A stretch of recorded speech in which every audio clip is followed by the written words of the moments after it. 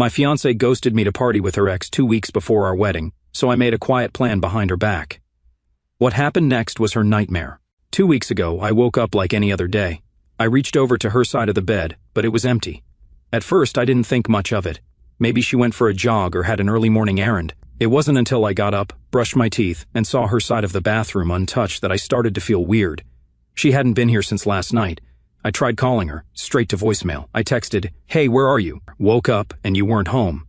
No response. As the hours passed, I started panicking. Mia always kept me in the loop. If she was going somewhere, she'd at least drop a text. By the afternoon, her phone was still off, and I was already spiraling. My mind was racing. Was she okay? Had something happened to her? I called her family, thinking maybe she went there. Her mom didn't know where she was and sounded just as concerned. Her dad said she didn't mention anything about leaving.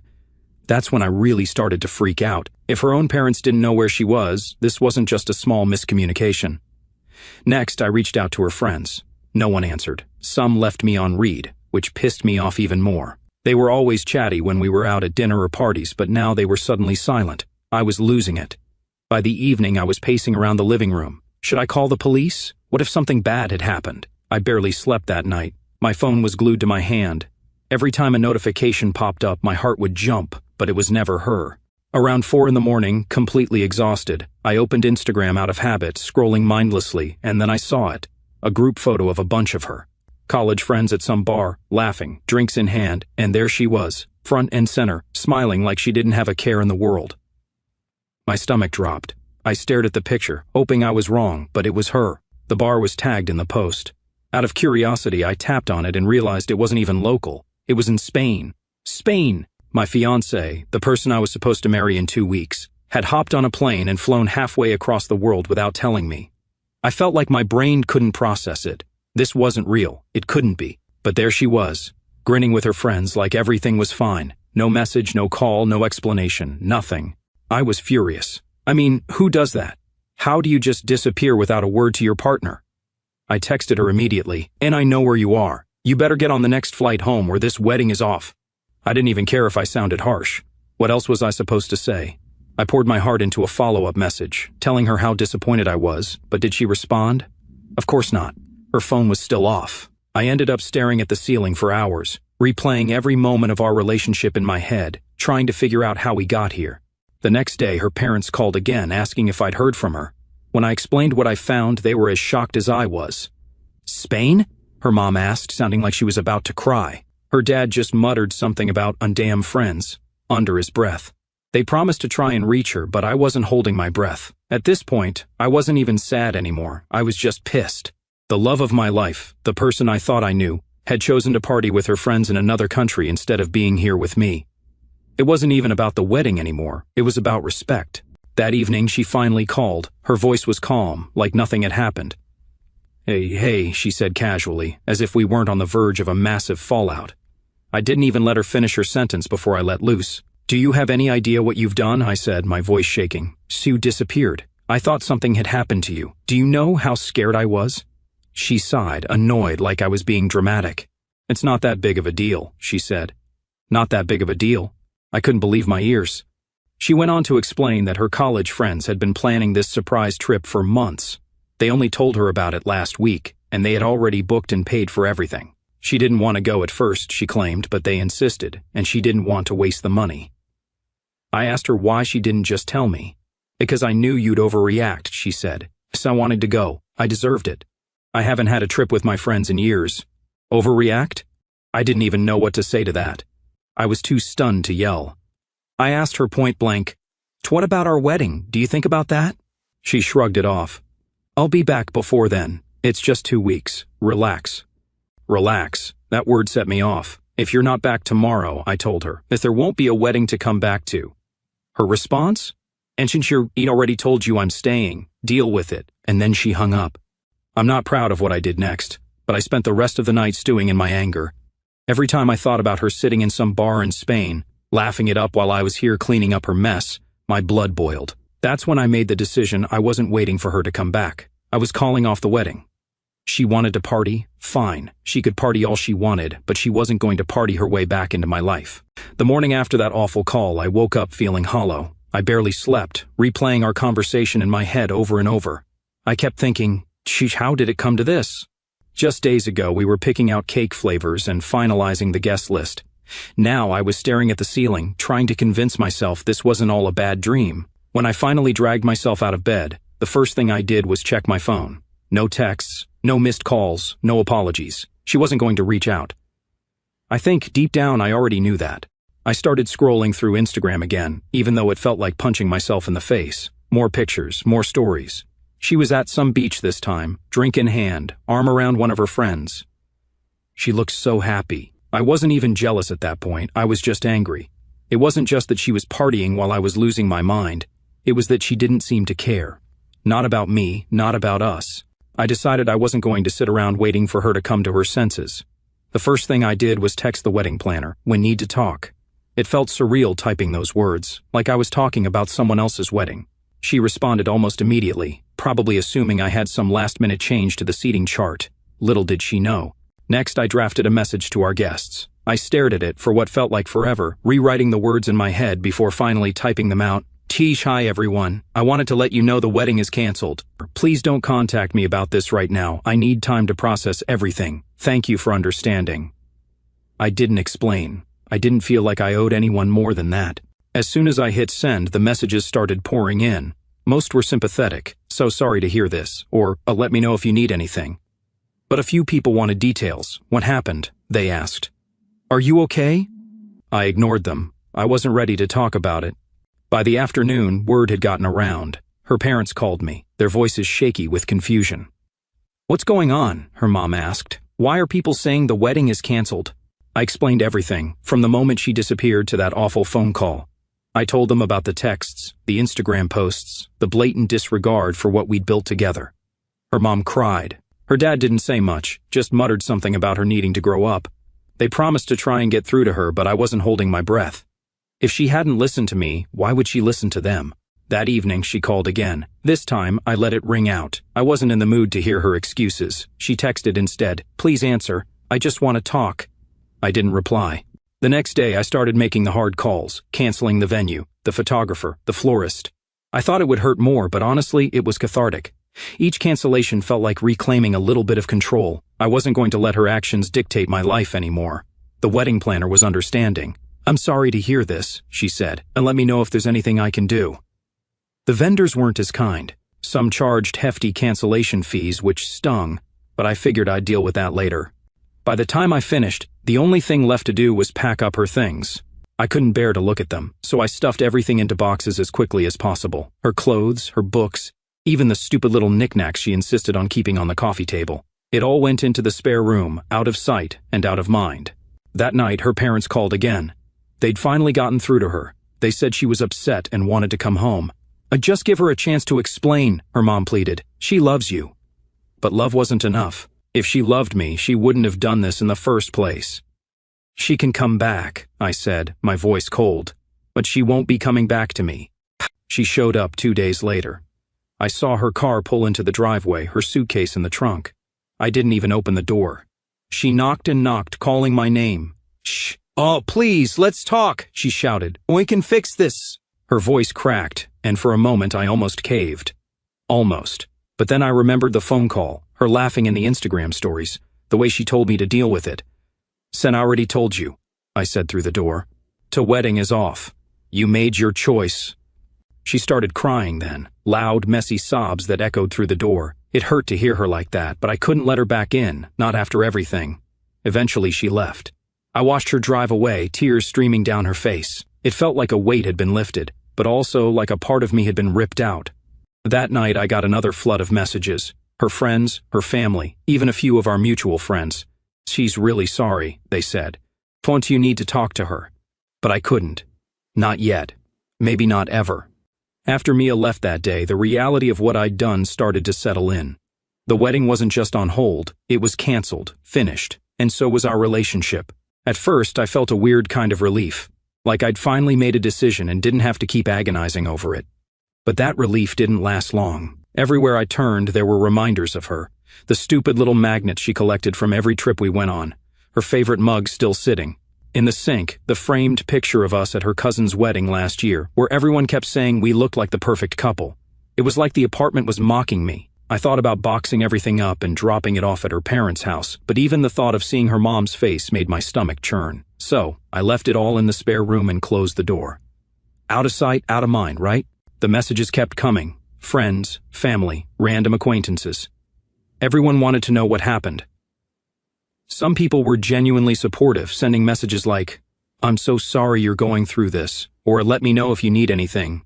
But others weren't so kind. A few mutual friends started to push back. "You seriously calling off a wedding over this?" one of them wrote. "She didn't cheat on you. She just went on a trip with her friends. Don't you think you're overreacting?" Overreacting. That word kept coming up, and it pissed me off every time. I wasn't overreacting. This wasn't about the trip. It was about the way she handled it. She didn't just book a last-minute flight, she ghosted me. She ignored my calls, my texts, everything. And when I finally found out where she was, she acted like I was the one being unreasonable. She knew what she was doing, I wrote back to one of the more persistent friends. She made her choice. Now she has to live with it. Her parents were relentless. They called me every day for a week, begging me to talk to her.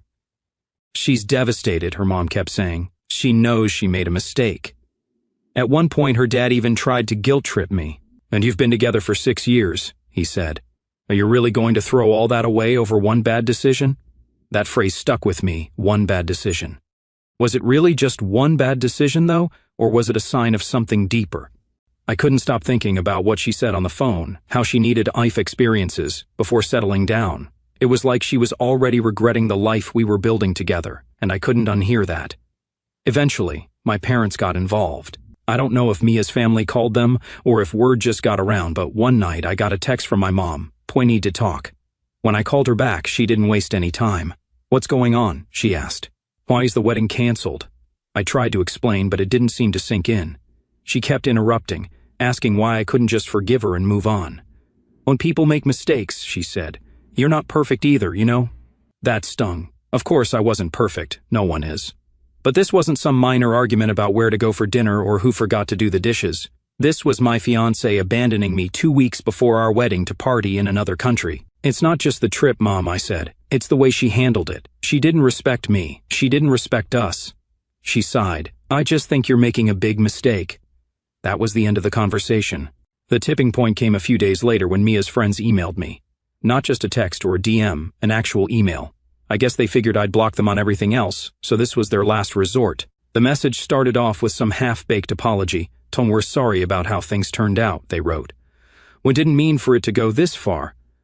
But as I kept reading, it became clear they weren't apologizing for what they did. They were trying to shift the blame onto me. She was really looking forward to this trip, they wrote. "She's been so stressed about the wedding, and we thought it would help her relax. We didn't think you'd react like this." React like this? Like it was my fault for being upset that my fiancé disappeared without a word? The worst part, they admitted they'd encouraged her to ignore me. "And told her not to worry about your texts," they wrote. "We thought you'd cool off once she got back." Cool off? They thought I'd cool off while they were halfway across the world, partying with my fiancé? I didn't even finish reading the email. I deleted it and blocked their address. By the end of the week, I'd reached my breaking point. I texted Mia's parents and told them she could come by to pick up her stuff. I wasn't going to drop it off, and I wasn't going to stick around for some big emotional confrontation. "Don't just tell her to come when I'm not home," I wrote. Her mom called me immediately. "Please, just talk to her," she begged. "She's been crying non-stop. She's not eating, she's not sleeping, she needs to see you." "She needed to see me before she got on that plane," I said. "That shut her up." The next day, Mia texted me for the first time since she got back. "Can we talk? I just want to explain." But I didn't need an explanation. I already knew everything I needed to know. "So I'm sorry," I replied. "It's too late." She didn't respond. By the time she came to pick up her things, I thought I'd feel better, like I could finally put this whole mess behind me. But as I watched her dad carry box after box out to the car, I felt this weird ache in my chest. This wasn't how things were supposed to end. We were supposed to be building a life together, planning our future, growing old side by side. And now, all of that was gone. When they were done, her dad came up to me and shook my hand. "And I'm sorry it had to end like this," he said. "Oh, me too," I replied. Mia didn't say anything. She just got in the car and drove away. That night, I sat in the empty apartment and stared at the boxes she'd left behind. Photos, letters, little souvenirs from our trips. I didn't have the heart to throw them away, not yet. Instead, I shoved them into the closet and closed the door. The days following Mia picking up her things were quiet, but not in the peaceful way I'd hoped. The silence was suffocating, like the walls of the apartment were closing in. It was the first time in years I had no one to text, no one to call. I couldn't even check social media without being reminded of her. Her friends, who I'd already blocked, started trying other ways to get through to me. A couple of mutual friends who hadn't yet picked a side tried playing mediator, and Mia really regrets everything, they told me. And you should talk to her, just one conversation. I told them the same thing I told everyone else. It's over. Please stop bringing this up. But the pressure didn't stop. Some friends, ones I thought would have my back, started turning on me. On her being selfish, one of them texted, and you've been with her for 6 years and you're throwing it all away because of your ego. That word again, ego. Like I was some kind of control freak who couldn't handle her having fun without me. It wasn't about that.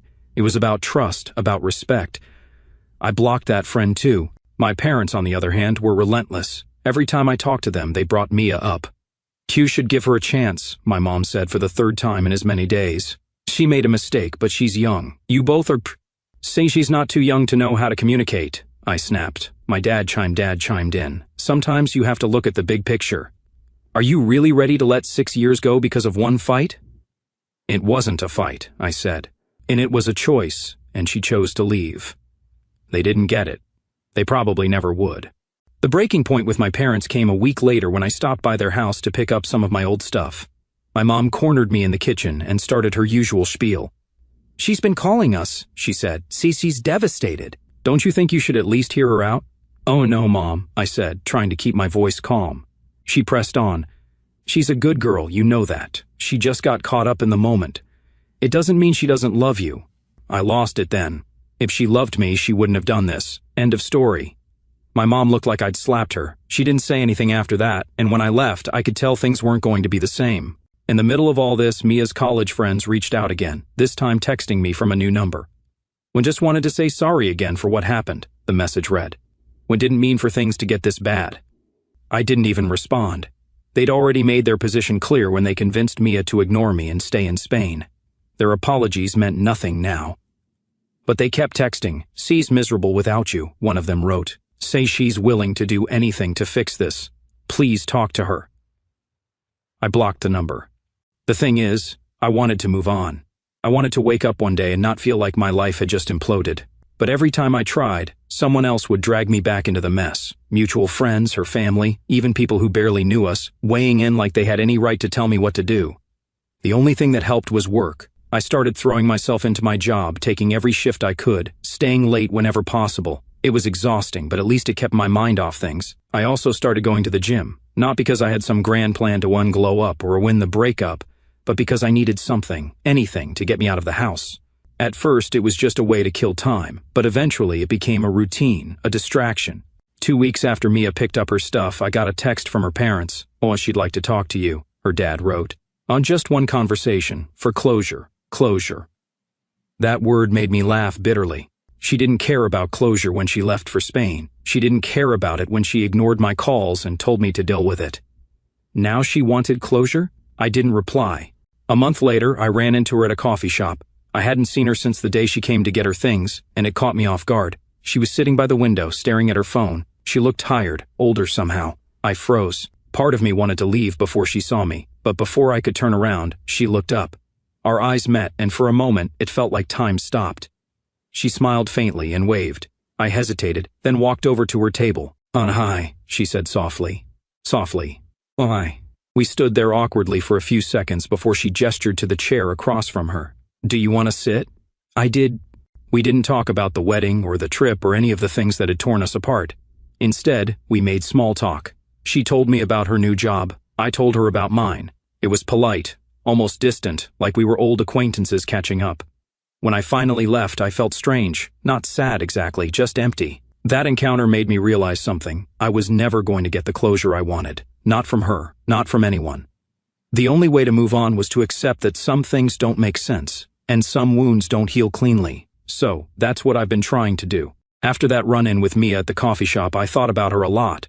Not in a maybe we'll get back together kind of way. more like trying to make sense of the past 6 years. What went wrong? Could I have done something differently? Was I too harsh, too inflexible? Those questions haunted me. I'd go over everything in my head late at night when the apartment was too quiet. The way she'd laughed when we first met in college, how we'd stayed up all night talking about our dreams, and how sure we'd been about our future together. 6 years of memories, and yet, here we were, strangers now. I started therapy about 3 months after the breakup. A good friend, one of the few who had stuck by me through all this, suggested it. At first I didn't think I needed it. I'm fine, I told her. I just need time. But time wasn't helping. Every time I felt like I was moving on, something would drag me back. A memory, a text from someone who didn't know the wedding was off, even a random song on the radio. It was exhausting. The first therapy session was awkward. I didn't know where to start, so I just blurted out, and I was supposed to get married, but I called it off. The therapist nodded and asked me to explain. As I talked, all the anger, confusion, and guilt I'd been bottling up poured out. By the end of the session, I felt like I'd run a marathon. Therapy didn't fix everything overnight, but it helped me unpack a lot of things I hadn't even realized I was carrying. I started to see how much of my anger wasn't just about the trip, but about deeper issues. The way Mia had handled things showed me how differently we saw our relationship. To me, marriage was a partnership. To her, it seemed like something she was doing because it was expected of her. The therapist asked me a question that stuck with me. If this hadn't happened, do you think you'd have noticed these differences later? I thought about that a lot. Maybe the wedding would have gone ahead, and we'd have spent years together before realizing we weren't on the same page. Maybe it was better that it ended now, even if it hurt like hell. I started focusing more on myself. I wasn't just going to the gym anymore, I was setting goals. I started running in the mornings, something I'd never done before. I signed up for a cooking class because I was tired of eating takeout every night. Work became my safe space. I threw myself into projects, volunteered for extra tasks, and even got a small promotion after a few months. My coworkers joked that I was turning into a workaholic, but I didn't care. It was better than sitting at home, wallowing. Mia texted me once, about 6 months after the breakup. It was short, just a simple, "Son, I hope you're doing well." I stared at the message for a long time, unsure how to respond. Part of me wanted to ignore it, but another part wanted to say something back. Not to rekindle anything, but just to, acknowledge the time we spent together. In the end, I replied, "Son, I hope you are too." She didn't text back, and I was okay with that. My parents and I still weren't talking much. They'd been so caught up in the idea of Mia and me as the perfect couple that they couldn't see how toxic things had become toward the end. Every time I tried to explain, they'd brush it off as me being stubborn or dramatic. It hurt, but I decided I couldn't keep chasing their approval. I started spending holidays with friends instead of family, and honestly, it was better that way. A year after the wedding that never was, I realized I felt lighter, not happy exactly, but no longer weighed down by everything that had happened. I wasn't angry anymore. I wasn't constantly replaying our conversations in my head or wondering if I'd made the right choice. I saw Mia one more time at a mutual friend's wedding. She was with someone new, and so was I. We exchanged polite smiles from across the room, but neither of us approached the other. Later that night, as I danced with my date, I realized I wasn't sad. I wasn't jealous. I wasn't anything. It was over. Looking back now, I think canceling the wedding was the best decision I've ever made. It was painful and messy and absolutely gut-wrenching.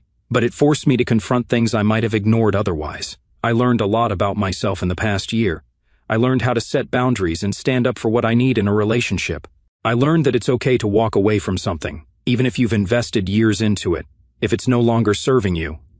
Most importantly, I learned that sometimes letting go is the only way to move forward.